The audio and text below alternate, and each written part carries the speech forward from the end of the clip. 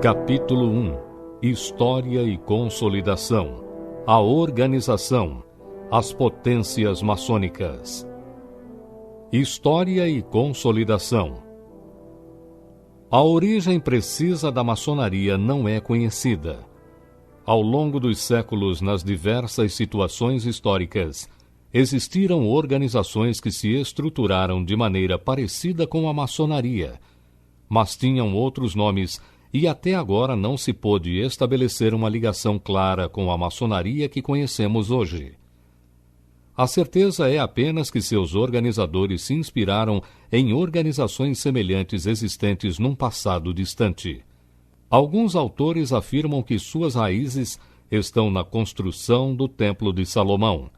De fato, o mestre construtor do templo organizou os trabalhadores de maneira muito parecida com a maçonaria de hoje. O texto bíblico conta que o rei Salomão não conseguiu mão de obra qualificada em Israel para a construção do templo. Foi então que recorreu ao seu colega Hirão, rei de Tiro. Hirão, atendendo o pedido de Salomão, designou para o trabalho Hirão-Abife, mestre na arte de construir. Hirão-Abife assumiu a construção do templo e recrutou cerca de 153.600 trabalhadores fora das terras de Israel, tendo em vista as diferentes aptidões e responsabilidades que iriam assumir na construção. Hirão os dividiu em 3 categorias. Segundo Crônicas 2:18 e Reis 5, 15 e 16. 80.000 deveriam trabalhar nas montanhas, extraindo pedras. 70.000 transportariam as pedras da montanha para o local da construção. 3.600 para construir o templo, ensinar e inspecionar o trabalho. Para que a organização funcionasse, Hirão chamou os 80.000 que extraíam pedras da montanha de aprendizes. Os 70.000 que levavam as pedras para o local da construção foram chamados de companheiros. E os 3.600 que trabalhavam diretamente na construção do templo, ensinavam e inspecionavam o trabalho, foram chamados de mestres.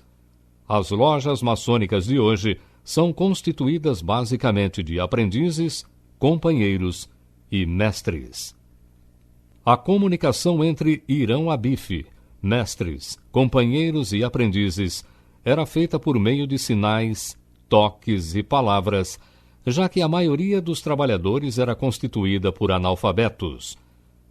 Assim, para se identificarem na hora de receber o pagamento pelas horas trabalhadas, os aprendizes usavam uma palavra de passe, os companheiros outra e os mestres outra diferente, de maneira que cada um fosse reconhecido de acordo com a sua qualificação profissional.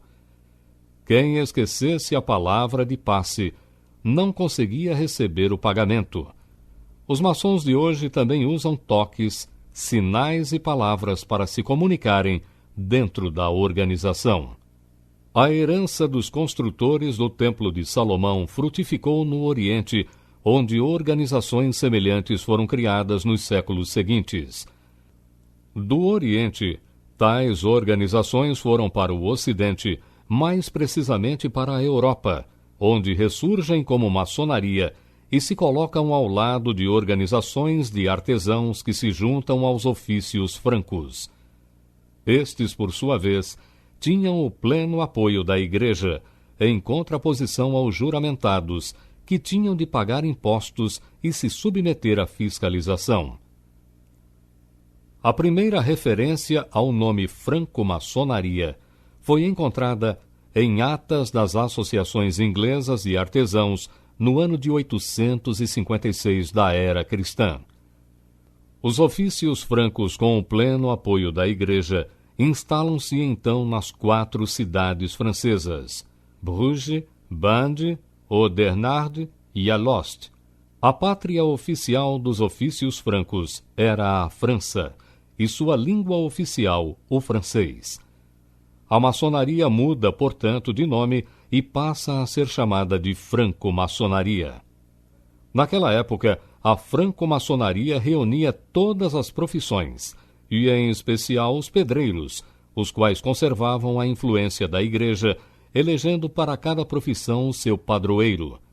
Os maçons escolheram 2, São João Batista e São João Evangelista, e posteriormente fixaram-se em São João da Escócia.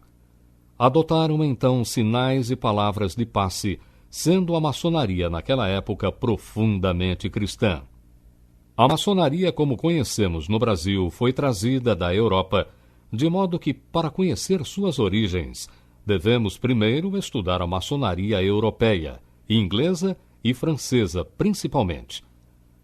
A Inglaterra merece uma atenção especial neste nosso estudo, porque foi lá que se agruparam os profissionais mais habilitados de toda a Europa, onde os trabalhos da maçonaria operativa foram intensificados. Na Europa, os maçons operativos foram incentivados por reis ávidos em construir as magníficas obras que surgiram na França e na Itália. Começaram então a surgir lojas, até que no ano de 926 se instalou a Grande Loja de York, sob a direção do grão-mestre Príncipe Edwin. Nascia, portanto, a primeira potência maçônica, com adequada hierarquia para o exercício do poder. Vários príncipes e a nata da sociedade inglesa se fizeram iniciar nas lojas de sua jurisdição, surgindo então a primeira loja maçônica cercada de privilégios, quase idênticos aos da família real. O próprio rei Aethelstan, pai de Edwin, e os papas não ocultavam o seu interesse protetor. Parece que naquela época era sinal de prestígio ser maçom, pois os profissionais que construíam as magníficas obras de engenharia eram considerados pessoas mais inteligentes do que a média e, como tal, formadores de opinião. Os poderosos tinham interesse em tê-los como amigos. A loja em questão criou seus próprios códigos e constituição e distribuiu-os às demais lojas da Europa. Os documentos antigos deixados pelos maçons operativos são uma importante fonte para conhecermos o passado da maçonaria. Recomendamos ao ouvinte estudar os documentos, todos produzidos na era cristã, que citamos a seguir: Constituição de York, ano 926, Carta de Bolonha, ano 1248, Manuscrito Regius, ano 1390, Manuscrito Cook, ano 1410, Estatutos de Ratisbona, ano 1459, Manuscrito Grand Lodge, número 1, ano 1583, Estatutos Shaw, ano 1598, Manuscrito Inigo Jones, ano 1607, Manuscrito de Edimburgo, ano 1696, Manuscrito Dumfires, número 4, ano 1710, Manuscrito Kewen, ano 1714-1720, La Institución de los Franco-Masones, ano 1725, Manuscrito Graham, ano 1726, La Maçoneria según las Escrituras, ano 1737, Diálogo entre Simón e Filipe, ano 1740, e Manuscrito Essex, ano 1750. Dentre os documentos mencionados, achamos interessante comentar o Manuscrito Regius, que ainda hoje se encontra no British Museum, em Londres. Nesse documento, datado de 1390, pode ser visto como funcionava a maçonaria operativa, além das regras de comportamento no trabalho, na sociedade e até mesmo dentro da igreja na hora da missa. Nos canteiros não se encontravam apenas pedreiros, mas todo tipo de profissionais necessários para se levar a bom termo a obra contratada. A ligação entre a maçonaria e a igreja era clara. Naquela época, o clero armava-se e entregava-se às conquistas, fazendo guerras e submetendo os povos. Quem visitar o Museu do Vaticano poderá apreciar registros históricos desses acontecimentos, retratados por artistas da época. Por esse motivo, os maçons buscaram a proteção do rei Jaime II em 1439 e de Jaime V em 1542. A maçonaria afastou-se da Igreja por entender que ela não agia como verdadeira religião. Com o fim da guerra contra o Oriente, cruzadas, as lojas multiplicavam-se na Escócia e entram novamente na Inglaterra, onde, entusiasmado, o rei manda vir da Itália grupos de maçons e depois junta-os com os escoceses e ingleses. Nessa época, a maçonaria começa a admitir membros que não pertencem às associações de artesãos, inclinando-se para o campo especulativo. Organizações, como a dos Rosa Cruzes, por exemplo, começam a ser aceitas, e seus membros passam a ser chamados de maçons aceitos. Em 1694, quando Guilherme III é iniciado, a maçonaria ainda se conserva católica e fiel à Santa Igreja. Pelos estatutos, os maçons teriam de ser fiéis a Deus e à Santa Igreja. Entretanto, começam as alterações nos estatutos, e a obrigação passa a ser: vosso primeiro dever é serdes fiéis a Deus, e evitardes todas as heresias que não o reconheçam. É o primeiro passo para que a maçonaria surja autônoma e forte.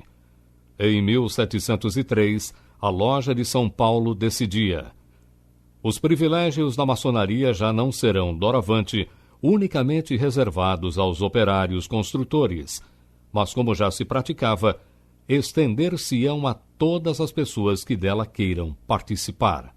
Finalmente, no dia 24 de junho de 1717, a maçonaria rende-se totalmente à Inglaterra, que seria daquela data em diante sua protetora e incentivadora.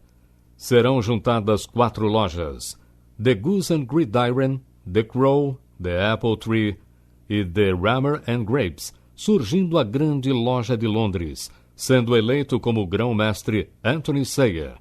Abre aspas.